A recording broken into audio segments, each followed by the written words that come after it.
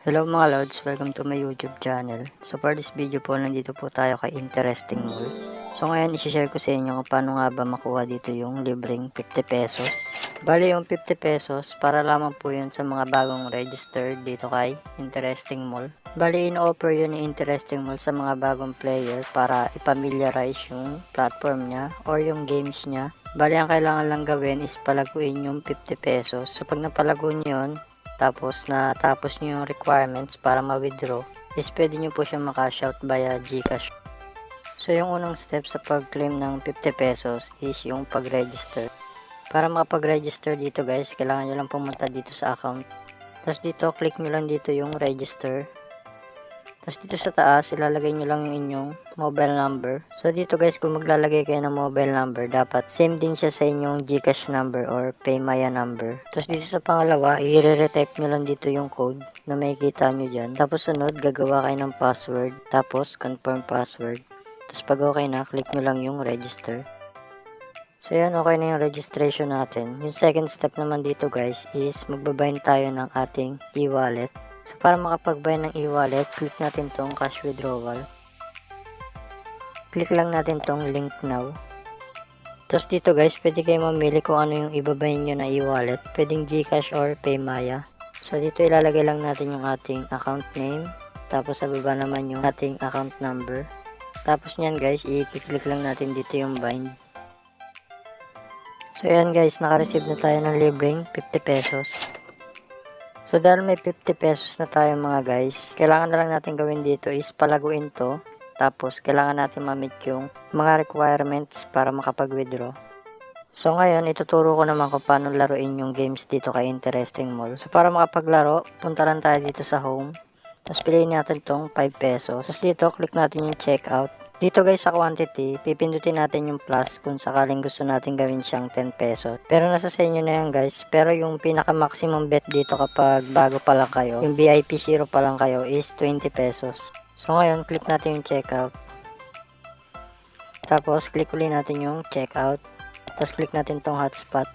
Tapos dito guys, pipili lang tayo kung ano yung lalabas, kung odd number or even number. So dito guys, pag in-scroll down nyo, dito nyo makikita yung mga previous result. Bali nandito sa taas yung pinaka-latest. Ito yung 54, even number. Tapos pwede nyo rin makita dito yung result. Pag click nyo dito yung chart.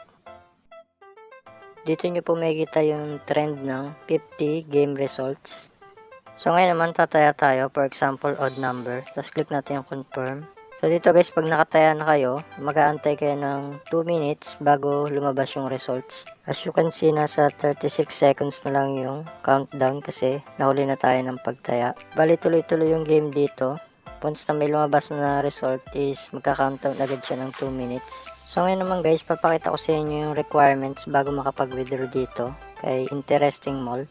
So yung unang-una, dapat maging VIP 1 kayo. Bale, ito guys yung requirements para maging VIP 1. Dito sa taas nakalagay, accumulated top up 50 pesos. So bali dito, kailangan nyo lang mag-top up ng 50 pesos. Dito naman sa baba, accumulated 50 participation in the game. So ibig sabihin dito guys, kailangan nyo tumaya ng 50 times in any amount. So pag na-complete nyo lahat yan, automatic na magiging VIP 1 na kayo. At pwede na kayo makapag-withdraw dito kay Interesting Mall. Bali dito guys, hindi ko ina-advise na mag-top up agad kayo. Ang kailangan nyo gawin dito is, kailangan nyo muna mapalago yung libreng 50 pesos. So kapag napalago nyo, napaabot nyo ng 500, 1,000, dun nyo na i-complete yung number 1, yung top up 50 pesos. Para sure na may mawi-withdraw kayo dito kay Interesting Mall.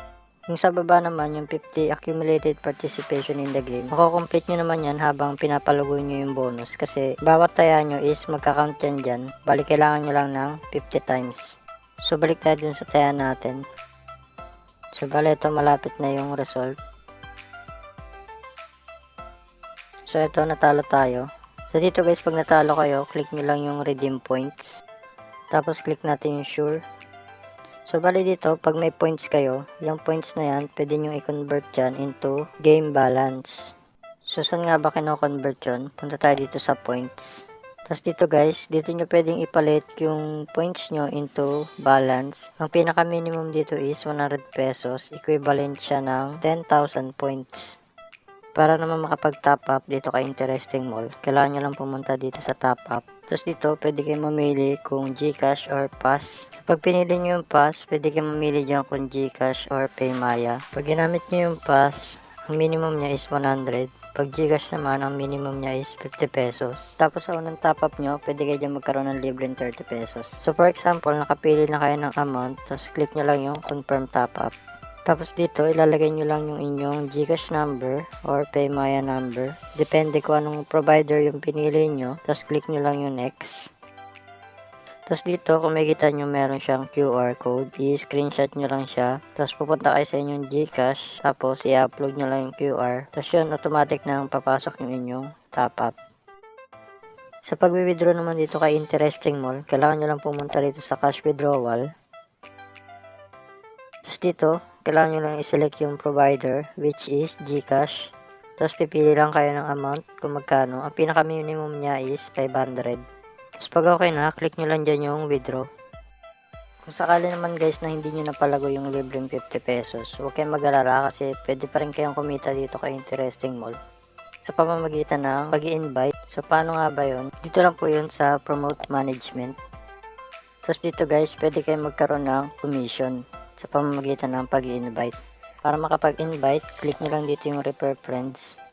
Double tap nyo lang yan para makopy. Tapos yan, pwede nyo na siyang i-share sa Facebook, Facebook group, or kahit sang social media platform na meron kayo. Tapos, once na meron na kayong commission, pwede na po siyang i-withdraw. Bali dito, ang minimum withdrawal ng commission is 300 pesos. So as you can see dito, hindi pa natin siya mawi-withdraw kasi 244 pa lang. Pero pag tinignan natin dito sa record, dito guys kung makikita nyo, nakapag-withdraw na ako dito ng 314. Tapos dito naman guys sa total agent, dito nyo makikita yung inyong mga na-invite, kung ilan na sila. Dito, meron na akong 233 people. So ganun lang guys kasimple kumita dito kay Interesting Mall. So yun lamang po guys for this video. Kung nagustuhan mo tong video na to, please mag-iwan ka naman ng like, subscribe mo na rin yung aking YouTube channel para updated ka sa mga susunod ka pang video. Thank you for watching.